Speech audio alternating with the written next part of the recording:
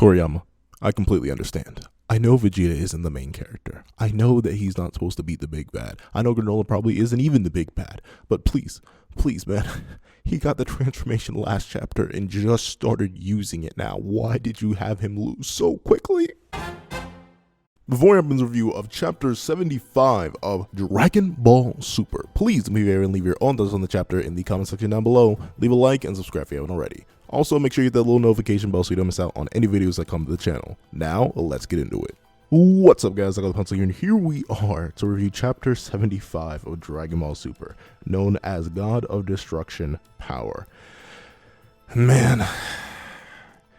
Now, to preface this, I am a massive Vegeta fan, but I also happen to be a massive Goku fan. However, I do agree with, every other person on the planet when I say Vegeta has been done dirty one too many times, especially... No, I can't even say as of recent. Since, his inception, my man has been getting nothing but done dirty. Frieza. Frieza again.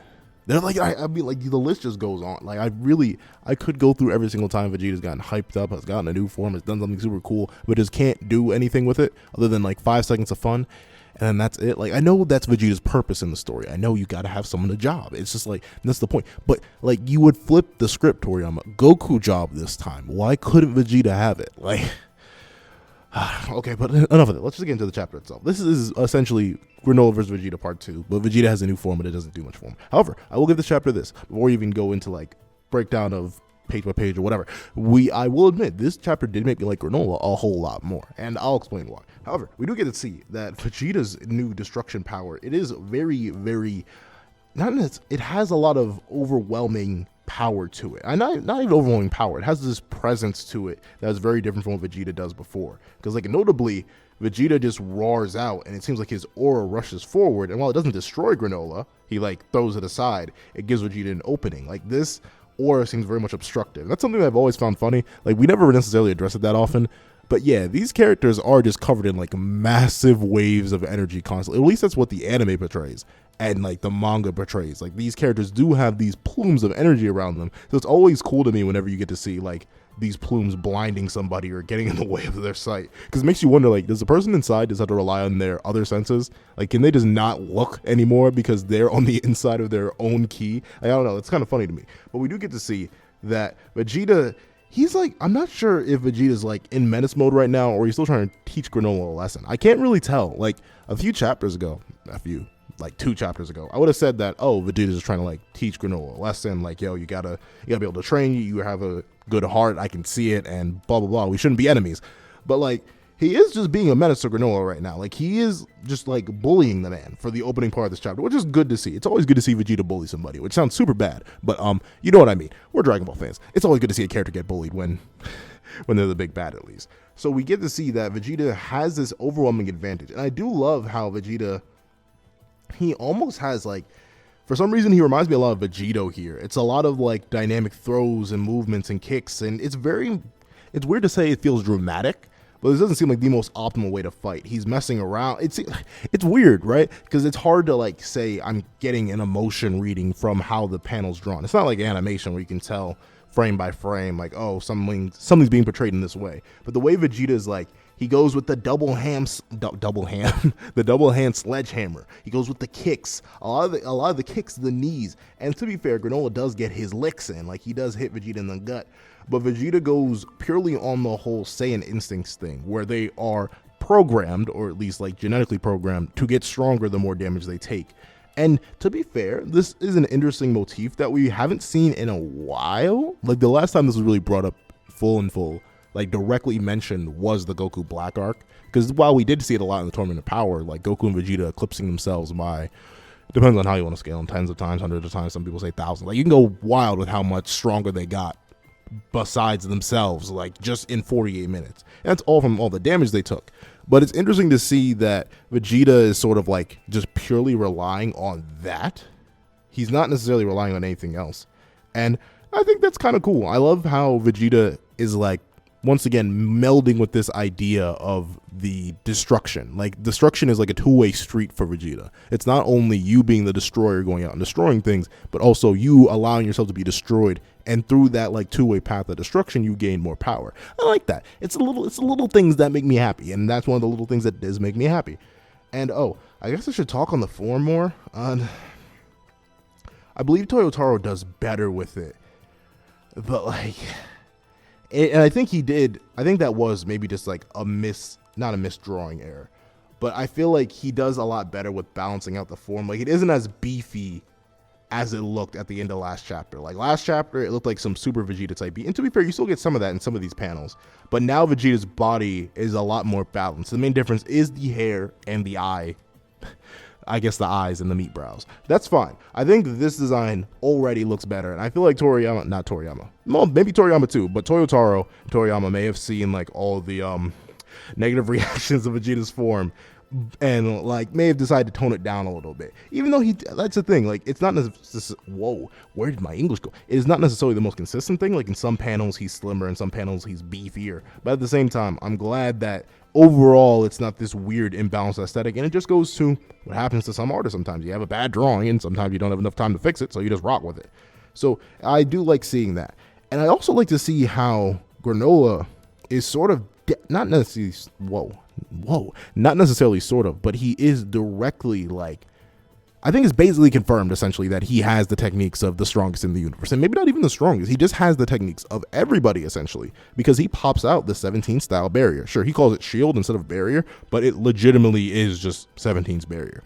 And honestly, as crazy as that dragon is, you know, the two-bowl dragon, as crazy as it is that it took like 147 years off Granolah's life, for the kind of abilities he got, like, he didn't wish to be the strongest in the universe plus all their abilities. He just wished to be the strongest in the universe. And the dragon was like, you know, there's some pretty strong people out there. This idiot really doesn't know what he means by strongest in the universe. Let me help this boy out. Because, like Vegeta already noted, he has something similar to a Kai. He has something similar to instant transmission, as Goku noted. He has 17's barrier. He has all these different techniques. He even has the variation of the multiform technique. Can't wait to see him pull up the Destructo Disc. This man is ready and prepared, and I like that. I like that we get to see a lot of lesser used techniques on different characters, because one of my favorite things in general, I think I've mentioned this before, is technique stealing. It's the ability when you have like a universal power system for other characters to use the techniques of other characters in different ways. To be fair, you can't really use a barrier in that many different ways. It's kind of just a barrier, but still, it's cool to see Granolah like adapting and trying to use all these new abilities that he doesn't know about or like doesn't fully comprehend in his own unique way. And it's also interesting to see how like Vegeta, he just like hard kicks through the barrier, like legitimately pops the darn thing and pops Granolah in the mouth. That's a really cool panel. I do like that. And we get to see that Mahito, I think that's what his name is, Mahito, it's either Mahito or Maito. I'm not sure what his name is. Am I going to look that up? I'm not going to look that up because he only pops up for this one panel. And we do get to see that Granolah, well, no, he knows that Granolah is fighting somebody, but he doesn't know who he's fighting against. I wonder if he's going to like pop up and be like, yo, Granolah, chill, buddy, chill. My cousin Piccolo on Earth, he just rung us up. Be like, these guys are not bad people. In fact, they helped kill Frieza the first time, bro. Chill out. Like, I wonder if he's gonna do that or if he's just gonna keep watching from the sides. And the thing is, we do get to see that Granolah, once again, he may be on this like power trip. I think Vegeta himself even mentions it. Yeah, Vegeta mentions it, like this sort of power trip of like he's not necessarily thinking straight, because Vegeta is sort of like he's not even sort of, he's just straight up explaining the history of the Saiyans and how it's very similar to the Ceruleans. Like, Vegeta was wiped out by Frieza. That was a Frieza choice. And to be fair, Vegeta, you kind of capping, because Beerus himself told you that Frieza was ordered to do it by him. Like, he's the one who ordered the destruction of the Saiyans. He told you that not 5 chapters ago, but whatever, we'll let that slide. Vegeta, obviously you're trying to emphasize with Granolah to some degree, but we see that Granolah is like, he's just not having it. He's like, okay, and what? And then proceeds to just get back on the offensive. And the thing is, you can definitely tell by how Granolah is like reacting to a lot of the things Vegeta's doing, that despite Vegeta's massive power up,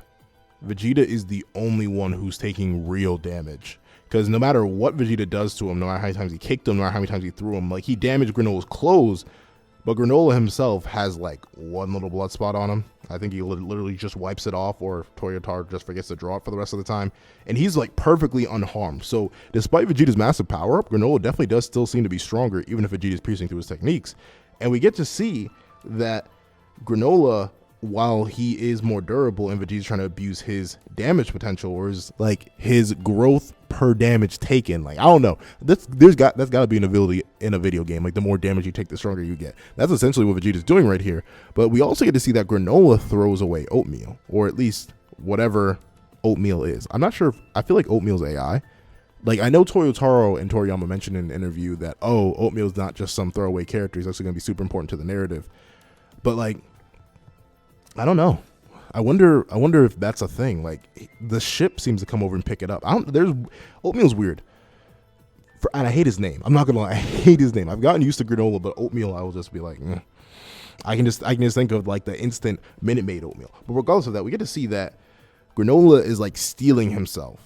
And he reveals a very interesting thing. He's like, you're not the only one who grows stronger the more he fights. And he also changes in the fact that he's not just relying on his ability as the strongest. He's going to grow in technique as he keeps fighting Vegeta. Vegeta scolds him on not having enough one-to-one fighting experience. And Granola's like, okay, I'm the strongest though, so I'm just going to use you as the fighting experience. And he proceeds to do that. And it's interesting to see telekinesis used, especially considering these beings can like wipe out universes and multiverses, honestly, with how strong they've gotten. So to see them throw buildings at each other is always just hilarious to me. But we get to see that Granolah is like piecing Vegeta up right now. He destroys Vegeta's armor pretty much, and Vegeta takes it off. And man, I don't know, I love seeing Vegeta in just like the bodysuit. I think it's very, very cool. It gives me old school, like, ironically enough, with this full bodysuit, it doesn't give me Buu Saga flashbacks. It gives me Buu Saga Vegeta flashbacks. It gives me Gohan flashbacks, like Great Saiyaman Gohan when he lost everything else. He was just in the gloves and the bodysuit. I don't know. It gives me a lot of those vibes. But then we get to see, while Vegeta is ready, once again, like I mentioned, oatmeal gets picked up by the ship, and then is oatmeal AI? Granolah says, I don't need your support anymore, and I suppose that means like I don't need your guidance. Is oatmeal like Granola's deceased father or something like that, and he's just guiding him along through like an AI he made or something like that? I need answers, oatmeal. Gosh darn it, I need them answers. Yo, what if oatmeal is just like some fake thing said about? No, that's too in depth. I feel like the heaters would not care that much about Granolah, especially before he became the strongest. So I feel like that may not be a thing. But imagine if the heaters had made oatmeal just to like keep Granolah in check, and Granolah got rid of it. But regardless of that, we get to see we're going back to the fight. But now, at first, where Vegeta's punches and kicks and throws were doing a lot of damage, like he was throwing Granolah around a lot, Granolah was like eating the hits and responding in kind. Like, Vegeta punches him in the jaw, and Granolah instantly lands a kick back, and Vegeta's bleeding while Granolah really isn't. He has a little bit of blood, but not that much compared to Vegeta, who's wincing and in pain. And while he does give a whole sledgehammer, knocking Granolah down to the ground, Vegeta is legitimately bleeding, in pain, in agony.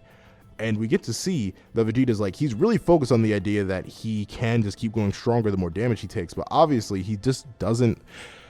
This is a weird thing. Like, I know Vegeta is trying to exploit Saiyan biology. He did that all the way back in the Namek arc. When he had Krillin blast him through the chest with a regular beam, he was exploiting Saiyan biology. That's something that Vegeta is known to do. But I feel like Vegeta, someone who's just chastising somebody on knowing their limits and knowing what to do and having fighting experience, I feel like he should know the limits of his body. And unfortunately, the thing I mentioned last chapter review, where I was like, oh, maybe Vegeta got that nice fresh heal up because, you know, maybe he was able to like erase the wounds, erase the concept of the damage from him. It doesn't seem to be a thing, because he notes himself like, wow, he's taking a lot of damage. Obviously, he's not healing it off. But speaking of healing, we get to see that Goku has some sort of minor healing ability. And to be fair, this was sort of built up a while ago. Like in the anime, we know he revives himself with a ki blast. Like he revives his whole circulatory system after his fight with Hit, well, after his murder by Hit, because he's able to like circulate the ki throughout his body. But then we also get to see that Goku just manages to heal himself in like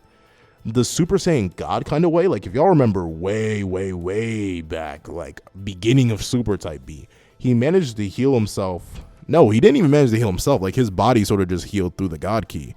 So he's sort of like telling his body to heal, and his hand is glowing. I want to see how effective this healing is and how long it takes. Because, hey, if Goku gets a new ability in the Versus Battle, that's cool. I want Goku to have a bigger moveset. But regardless of that, we do get to see that Vegeta vs. Granolah is still going on. And Granolah is like, he's playing with Vegeta now because he's just outpacing him. He's not outpacing him. He's outstaminaing him. Like he is just holding himself higher than Vegeta, because Vegeta's taking so much damage at this point that he can barely fight. His vision is blurring. He's in pain, and it's kind of ironic. Like, it takes a whole, let's see, he says one page, he says on like page 31, let's keep this up, I can grow even stronger. One page later, let's see, on page 35, he instantly goes to, whoa, never mind, the vision blurring, I've taken far too much damage. Like, Vegeta, this is something you should have known. Like, you should have dodged some things, just because, oh, I'm not gonna lie, I skipped over it because I didn't like it. The fact that he calls this new state like ultra ego is the most corny thing I've ever heard. Like, Vegeta, I should have known you were gonna take an L the moment whoa. Okay, I'm taking an L because I can't speak English. But at the moment you said I have ultra ego if he has ultra instinct, that is the most stupid thing ever. And Vegeta, you've dodged before. You aren't Gohan, bro. You can dodge hits. Like, I don't know what this obsession is with you suddenly like getting stupid and trying to just take all the damage possible. And I get it. It feeds into his character arc. It feeds into his whole arc as a destroyer. But that doesn't seem like a very Vegeta thing to do. Vegeta seems smarter than that. That wasn't all too smart. And we get to see him throw like this, not throw, but he prepares this gigantic Hakai Spirit Bomb type beat. Like this whole ball of destruction energy. And we get to see that Vegeta's like, fine. This will destroy anything it touches, obviously because it's made of Hakai energy, but also he's like threatening to destroy the entire planet. And like, Vegeta, what were you going to do if Granolah just let it happen? Or say you were actually stronger than Granolah in this moment, what would you do if you actually destroyed the planet? Kakarot could die, and Kakarot is like your only way to instant transmission is somewhere with oxygen. Vegeta, you are still a Saiyan, bro. Like, what was the plan, bro? You still need air and oxygen. You would have just died. Like, unless you like scale down the destructive capacity. Like, no, he says, see, that's the thing. He doesn't say you want to protect this precious city. Like, if he said city, because, you know, they're fighting in the ruins of Granolah's hometown, then maybe I could get it. But no, he says you want to protect this precious planet. Like, was Vegeta just planning to hold his breath and fly to like the nearest planet somewhere or something like that? I don't know. This seems very dumb. I'm not gonna lie. And wow, I'm just realizing a lot of Vegeta's decisions in this chapter seem dumb. Oh no, I don't like now. I'm getting mad at Vegeta after rereading this chapter for like the 5th time. But then we get to see that Odon was just ready. He's like, yo, is this all you got? Like, he literally aims the shot. But then we get to see Granolah's eye like cracks open into another red eye. And is this a thing? Like, I know they mentioned their eyes are specialized for sniping. So was Granolah like always operating off like just one eye? I thought the one eye was normal. I didn't know they had 2 mutated eyes. Man really did get his whole Sharingan right here. All he needs is the Tomoe. And we get to see that with the double finger guns, he manages to pierce directly through Vegeta's attack, which I suppose doesn't, well, oh, never mind. But that's once again, that's the anime. We don't know about the manga, but I guess they're following the same continuity somewhat. Destruction energy can be counteracted. It's as long as you're powerful enough. Like, if you are stronger than the opponent using destruction energy against you, you yourself will not be destroyed. Like, it doesn't have a catch-all, end-all policy. Like, if you're able to rival the person that you're fighting and or you're stronger than them, your ki will not instantly be destroyed. The destruction properties aren't like a durability negation. You can still resist it. And I guess that just shows this, which makes, that's not good though. That's not good, because like, for Goku with his incomplete Hakai, and like Vegeta even with his full mastered Hakai, like if it can just be countered by raw power, like if you literally have to be stronger than your opponent to Hakai them, that's not very good for versus battle standard, because that means just people could like, if they have their own ability to out energy you or just like roar out with something, then that means they themselves could counteract it as long as they're equal to you. But to be fair, Granolah may be stronger, and let's see, Frieza was stronger, that's why he was able to manipulate it. Goku was stronger, that's why he was able to manipulate it. In the anime, I'm not sure, was Toppo strong? No, I think Vegeta was, no, I think Toppo was stronger until the final explosion, but who knows, those two were probably relative to each other, so I'm not sure how that goes. Tell me what you guys think about that in the comments, for like all my versus battle people out there. Like, do you think Hakai just doesn't have durability negation as long as you're only stronger, or do you think if it's relative to, like if 2 beings are relative to each other and one uses Hakai, it's not like a durability negation type thing, it will be neutralized even if the opponent doesn't have destruction energy? Please tell me what you guys think about that. Comment section down below. I need to hear that. But regardless of that, we get to see the massive explosion, and Vegeta got washed, and that is the end.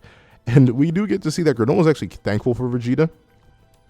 because he did bring out this ultimate power of Granolah with the 2 eyes. I actually do like Granolah with the 2 like pure red eyes. That's very, very cool.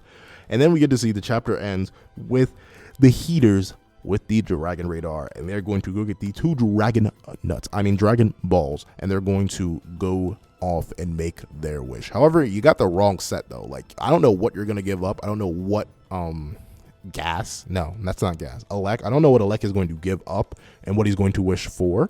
But regardless of that, I'm super interested to see. And that's the end of the chapter. And honestly, upon further reflection, I kind of just felt bad for Vegeta, because the main thing my mind locked onto was Vegeta like just taking another L, which is bad. But honestly, Vegeta in this chapter, this is honestly the vice versa of last chapter, where I really, really like Vegeta, but didn't really like Granolah. I really like Granolah in this chapter because he's taking the lessons he's learning to heart, like the whole, oh, you don't have enough experience. Okay, I'll get more experience.